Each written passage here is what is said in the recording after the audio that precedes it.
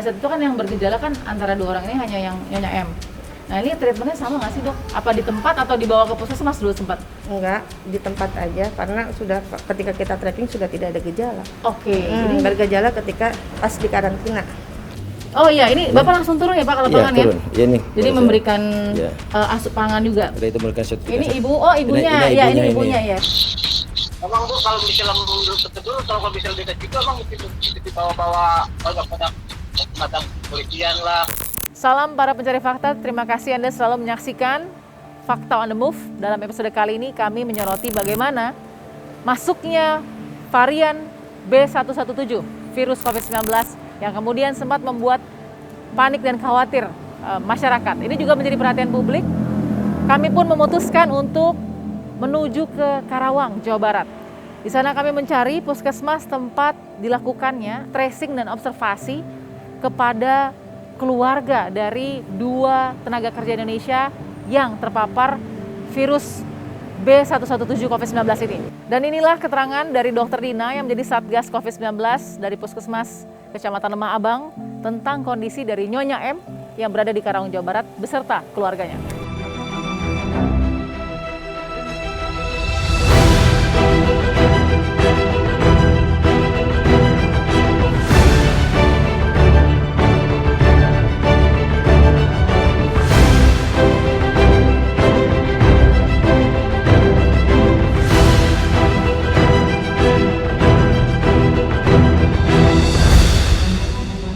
Saya sudah sampai di Jalan Raya Lemah Abang, Kabupaten Karawang. Saya ingin bertanya dan ingin mencari tahu bagaimana kondisi atau paling tidak informasi soal terpaparnya 2 TKI ya yang sudah masuk ke Indonesia dengan virus COVID-19 varian B117. Ikuti saya.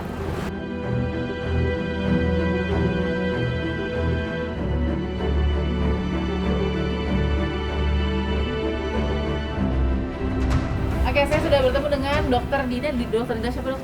Dokter Dina Sekar. Dokter Dina Sekar sebagai Saya di sini di puskesmas itu petugas Satgas COVID-19. Oke, kita tahu sudah ada 2 TKI kemarin yang sudah terpapar varian B117 COVID-19. Nah, sejauh apa sih tracingnya yang dilakukan atau trackingnya atau observasinya di bawah puskesmas Lemah Abang itu ada nggak sih kewenangannya di situ, dok? Kita kemarin tuh sebenarnya trackingnya bersamaan ya. Oke. Dengan Kemenkes, dengan Litbang, dengan Dinkes Provinsi, Dinkes Kabupaten, dan bersama kita ke tempat tracking. Tugas kami ya menelusuri si pasien sudah kontak dengan siapa saja. Oke. Lalu jadi dokter Dina dan rekan-rekan dokter lainnya yang ikut langsung tracing ke lokasi. iya, Ya, ketemu 15 orang itu dari tim dokter dari berarti. hasil tracking. Pada saat itu kan yang bergejala kan antara 2 orang ini hanya yang Nyonya M. Nah ini treatmentnya sama nggak sih dok? Apa di tempat atau dibawa ke puskesmas dulu sempat? Enggak, di tempat aja karena sudah ketika kita tracking sudah tidak ada gejala. Oke. Jadi Bergejala ketika pas di karantina. karantina ada di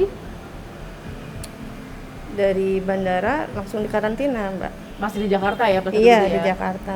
Jadi terima di sini tracingnya dokter Dina dan tim Iya. itu sudah.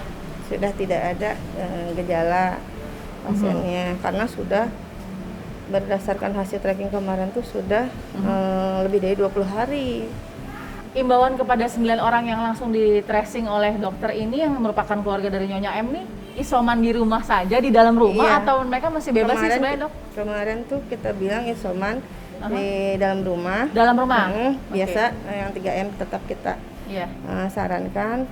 Lalu untuk masalah kayak apa nih, makanan dan sebagainya itu Iya. sudah di drop sama kecamatan. Oh, oke. Ya sama Bapak Kepolisian kan kemarin juga bersama dengan Bapak Kepolisian semuanya ke sana. 9 orang yang kemudian berhasil di tracing oleh dokter Dina dan jajaran dan tim ya. Ini mereka seperti apa sih? Dan klasifikasinya apakah orang tua, anak muda atau seperti apa? Kemarin kondisinya pada sehat ya. Oke. Iya. Ada ibunya lansia 1.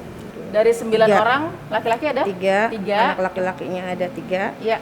Terus anak perempuan 1. Iya. Yang satu lagi perempuan, 2 perempuan. Oke, jadi dewasa. sisanya perempuan. Nah itu semuanya gimana dok kondisinya? Alhamdulillah ya, pada sehat, tidak ada Sehat. keluhan. Nama desanya apa Bu? Mungkin bisa diinformasikan? Maaf ya Mbak ya, Aha. kalau itu kan menyangkut dengan rahasia, itu bukan wewenang saya untuk mengungkapkan. Baik, terima kasih dokter. Tak cukup sampai di situ, kami juga mencoba mencari tahu bagaimana kondisi keluarga dari Nyonya M yang merupakan salah satu yang terpapar COVID-19 jenis B117. Kami bertemu dengan Pak Camat Arta, Pak Camat dari Kecamatan Lemah Abang. Di situ informasi juga kemudian diberikan bagaimana secara terintegrasi tim dari Pak Camat dan semua jajarannya juga ternyata menuju dan turun langsung ke lapangan untuk bertemu dengan keluarga Nyonya M. Baik, saya sudah sampai di Kecamatan Lemah Abang, di kantor Kecamatan Lemah Abang. Saya akan coba tanya ke Pak Camat Arta ya, bagaimana soal kondisi atau paling tidak observasi yang masih dilakukan terhadap warga dari Kabupaten Karawang yang sempat terpapar virus COVID-19 varian B117. Assalamualaikum Pak. Pak Camat ada Pak? Assalamualaikum. Pak Camat ya? Bapak dengan Balkis, apa kabar Pak Arta? Baik. Baik, oke Pak Arta.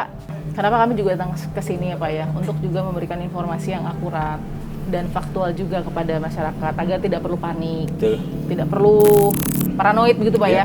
Karena ternyata dari hulu ke hilir ini ditangani dengan baik Iya. dan terintegrasi. Iya. Nah, kan memang kita juga dengan menghormati kode etik juga ya Betul, Pak betul. dari keluarga Nyonya M ya. Tapi kalau Betul. misalkan komunikasi sendiri, Bapak secara langsung komunikasi nggak dengan keluarga Nyonya M? Pada waktu itu, Iya, pada waktu itu. pada waktu itu saya komunikasi. Ya, Jadi sih. terakhir tanggal berapa Pak komunikasi? Ingat nggak Pak? Februari ya, sekitar Februari. Kemarin. Oh baru kemarin, berarti Iya. baru tanggal 4 Maret Iya. 2020. Oh, kemarin 4 tanggal 3.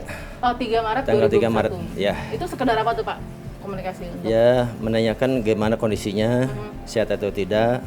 Dia sudah berapa hari di sini? Katanya sudah kurang lebih 7 hari di rumah. 7 hari. Karena di sana turun dari bandara langsung diadakan swab, Isolasi mandiri ya? Oh, swab dan isolasi swab mandiri. di rumah isolasi mandiri. Oke. Ada mungkin ada sempat ada dokumentasi Pak Arta pada saat observasi? Ada. Ada, boleh kita lihat Ada. mungkin Pak? Nanti kalau yang harus ada di blur kita blur Pak, untuk Ya. demi kenyamanan juga. Seperti apa Pak, mungkin? Ini kami Ini apa ya? melakukan tracking ya. Mhm. Oh iya, ini Bapak langsung turun ya Pak ke Iya, lapangan ya? turun. Ya, ini Jadi baru saya- memberikan Ya. asup pangan juga boleh kita lihat. Termasuk ini yang bersangkutan. Ya nanti kita Pada blur ya Pak waktu, ya? ya. Kita blur ya Pak. Oh alhamdulillah, Ya. ini dengan Nyonya M ya? Ya, ya M. Jadi ini langsung. Ini dari tim Bapak memantau langsung tuh Litbang. Pak ya? Ya, Memantau langsung ya? memantau langsung. Ini pantau saya Alhamdulillah. langsung, bukan dari itu. Iya, lalu kemudian. Masa dari pagi dari jam tengah 9 sampai selesai. Ya. Waduh, itu Sampai berapa jam tuh Pak prosesnya? Sampai jam 5 saya Sampai jam masuk 5? tim ke kecamatan. Oke. Ya. Karena itu merupakan suatu Ini tugas. ibu, oh ibunya, ya ini ibunya ya, sesuai Ibunya dengan memang nomor. kondisinya ya udah tua. Sebelum pulang juga emang sudah seperti itu. Tapi Bapak juga pakai ini ya, masker tertentu ya Pak ya? Semua, Iya, semua iya, yang termasuk semua. ini keluarga ini saya kasih masker.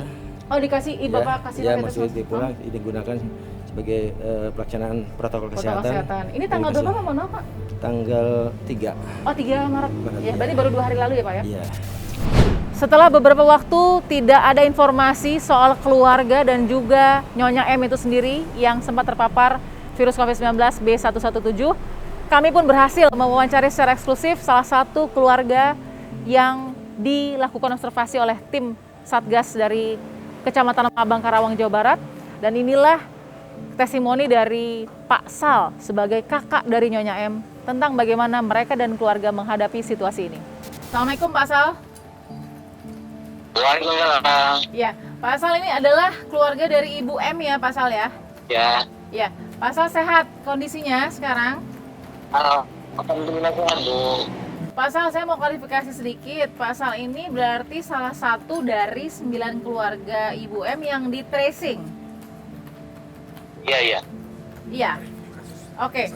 Nah, berarti salah satu ya Pak ya dari 9 ya berarti ya? Iya, iya. Ya. Kondisi sehat Pak pribadi? Alhamdulillah sehat, Bu. Baik. Sehat pribadi. Alhamdulillah. Nah, Pak Sal ini kakak atau adik dari Ibu M? Kakak. Kakak, baik. Nah, Pak, mungkin boleh bisa cerita sedikit, Pak, kalau berbagi dengan tim fakta di sini. bagaimana sih Pak awal mula sampai bisa akhirnya Bapak juga ikut di tracing begitu? Apakah kepulangan adik waktu itu juga sudah diinformasikan ke Pak Sal yang ada di Karawang? Awal mulanya mungkin pulang dari TKI. Ya. Terus kan habis itu pas pulang ke TKI nggak bisa pulang dulu. Soalnya kan namanya juga pulang dari TKI mesti dikarantina dulu kalau yang 2 minggu. Kalau positif atau positifnya. Ya. Dia mengikuti karantina 2 minggu. Lama di karantina, kata Pak dokter ada gejala COVID katanya gitu. Ya. Terus dari karantina selama 2 minggu, selama 2 minggu lah. Ya. Habis itu saya suruh ke sana. Sebenarnya ada bertanggung jawab dari pihak keluarga ya. Jadi saya sendiri datang. Oke, jadi Ya, nah, Pak Sal tahu adik mau pulang dari Arab? Tahu. Dari Arab Saudi ya Pak ya? Ya. Ya. Oh, sudah lama kerja di sana, Pak? Ada 2 tahun. Ada 2 tahun. Ini baru pulang lagi setelah pandemi selama ini, ya? Iya. Oke, jadi pas mau pulang, adik terus sempat hubungin Pak Sal nggak mau pulang nih atau bagaimana? Sempat saya menghubungi di pihak keluarga. Jadi pada saat adik pulang, itu Bapak bisa di swab dan di PCR bagaimana ceritanya Pak? Jadi dari pulang awal ibu pulang, pas dari 5 hari nggak ada kabar apa-apa Bu. Terus pas ada di rumah dari pihak rumah sakit Karawang atau rumah sakit Padas langsung datang ke rumah. Ya. Katanya ada dengar katanya TKI pulang dari Saudi. Ada di rumah pulang. Oh, jadi ada 5 hari, ada 5 hari keluarga sama Ibu M tuh nggak di tracing ya, belum ya. Jadi masih di rumah aja. Di rumah. Oke, lalu setelah 5 hari baru petugas Satgas COVID datang ke rumah. Iya. Nah, itu kaget nggak Pak pada saat didatangkan petugas? Ya bukan kaget lagi Bu, namanya juga di kampung ya gitulah namanya di kampung. Jadi ya keluarganya ngomong gini. Cuman yang keluarga dari pihak M sendiri menyesalkan bahwa kok ada beberapa mobil langsung datang, ada mobil dengan masa 5 mobil langsung datang gitu aja nggak tanpa konsultasi dulu, tanpa apa dulu gitu. Oke, jadi Bapak sempat kaget juga karena tiba-tiba banyak mobil gitu ya Pak ya datang. Iya. Emang Bu kalau misalnya menurut prosedur kalau misalnya dekat itu emang mesti dibawa banyak macam polisian lah, dan sudah banyak itulah. Ya. Intinya banyak kendaraan banyak gitu. Kan dari keluarga sendiri merasa kaget Bu. Pasti kita mengerti Pak. Iya pasti kaget ya. Pasal terus ya keluarga-keluarga yang lainnya sudah dites, tinggal menunggu hasilnya. Iya. Nah ini di rumah saja, di dalam rumah saja sekarang. Di rumah saja. Nggak kemana-mana. Enggak. Jadi aktivitas di dalam rumah semua. Berapa orang di dalam rumah? Ada 1, 2, 3, 4, 5 orang. orang. Dari yang keluarga Pak Sal ya. 5 orang di rumah semua. Iya. Oke, saya akan coba telepon tanpa video call karena memang di tempat rumah Pak Sal, keluarga Ibu M itu sedang hujan, jadi kita coba telepon biasa saja. Pak Sal, kita lanjutkan sedikit Pak Sal. Ini yang penting, kenapa? Karena kan Bapak masih isolasi mandiri dengan keluarga. Nah, Iya Bu. Kira-kira apa yang menjadi kesulitan selama isolasi mandiri? Apakah Bapak merasa ada pengucilan dari masyarakat, ada nggak yang mengucilkan, atau mungkin banyak yang lebih banyak dukung juga ke keluarga Pak? Gimana Pak? Mungkin kalau saat ini mah lebih banyak mendukung Bu. Oke. Ini lagi banyak mendukung soalnya kan kita kan saya pribadi kan kerjanya maksudnya sawah gimana itu kan nggak ada pikiran kena COVID lah gitu kan di kampung. Betul Pak. Cuman kan namanya juga tangga kan ada yang pro ada yang kontra gitu Bu. Iya. Jadi itu yang paling berat ya Pak ya? Ya, yang paling berat itu kan soal oke lah. Maksudnya kan saya pribadi kan soal sama juga orang susah, orang materi, ya gimana kan itu paling berat itu ujiannya tekanan mental Mbak Bu buat saya. Betul Pak Sal.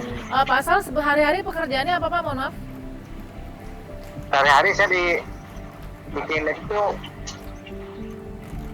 petani Bu, jadi Petani ya Pak ya, keluarga petani ya Pak ya. Apa sih Pak bantuan yang paling dibutuhkan saat ini? Normal-normal aja Bu, kalau dibutuhkan mah ya mungkin makanan gitu dan Makanan ya, Pak, ya? aja Bu. Baik. Baik Pak, kita berdoa supaya hasil dari keluarga Pak Sal, keluarga Ibu M, semua baik ya Pak ya, semua hasilnya negatif, sehat-sehat begitu Pak ya. Terima kasih ya Pak Sal ya. Sehat-sehat Pak, Iya, salam iya. buat Ibu M ya Pak. Ya, iya. Baik, Assalamualaikum Pak Sal. Waalaikumsalam. Terima kasih sudah selalu menyaksikan Fakta on the Move. Saksikan Fakta on the Move di episode berikutnya. Tentu di channel kami, jangan lupa subscribe dan nyalakan tombol notifikasinya agar Anda selalu mendapatkan informasi terbaru dari Fakta on the Move berikutnya. Salam sehat, salam para pencari fakta.